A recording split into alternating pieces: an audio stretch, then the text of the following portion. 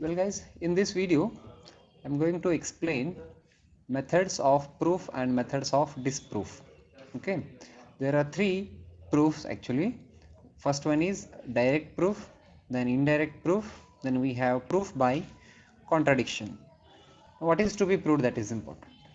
Say you remember this P conditional Q. In this if I want this to be true, then P has to be true, then Q has to be true, then output will be true. See, you try to remember the truth table for this conditional P, Q and P conditional Q. Whenever we have P as 1, Q as 0, then only output is going to be 0. In all remaining cases it is 1.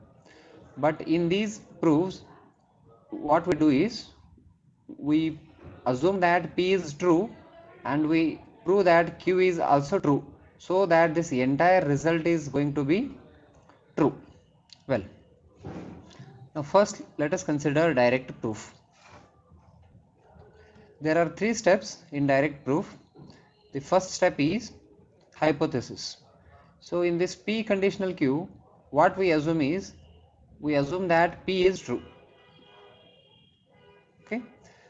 And in the second step, that is analysis, by applying laws of logic and some standard results and some known facts of mathematics, what we do is we tend to, or we conclude, we say that Q is also true.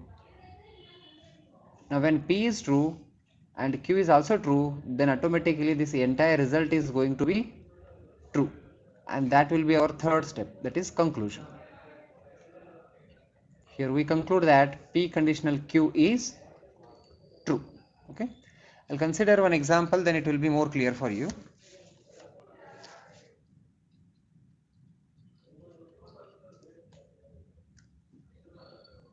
Give a direct proof of this statement.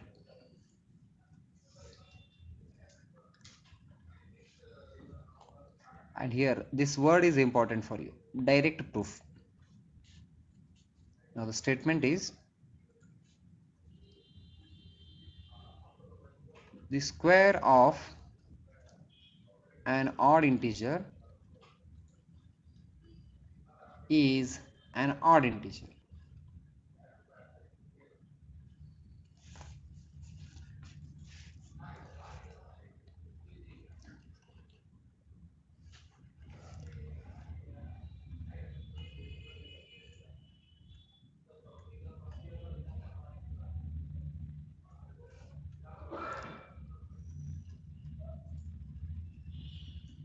Now let's try to prove this given statement. Now it is of the form P conditional Q. Now what we assume is,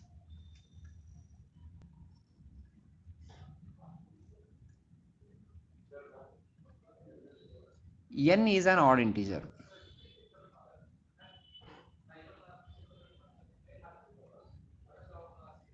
Let us assume that n as an odd integer. It means n is equal to 2k plus 1 for some integer k.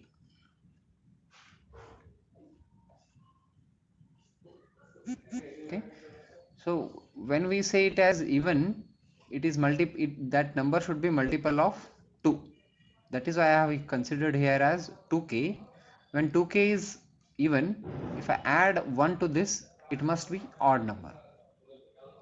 So when I say n as odd, then I can easily write it as 2k plus 1 for some integer k. Then let us consider n square. Now this was indirectly, it was hypothesis step. Now analysis. You need not to write it in examination, you directly go on solving this. So when n is odd, so let us take square on both sides. So it will be n square and 2k plus 1 square. So it will be 4k square plus 4k plus 1, using the formula a plus b whole square is equal to a square plus b square plus 2ab. Okay, well, now you can take, or I can say that 2 into 2k square plus 2k plus 1. Now this term is multiple of 2 plus 1. It means that n square is an odd number or odd integer, you can say. And conclusion will be, when given an an odd integer, its square is also odd.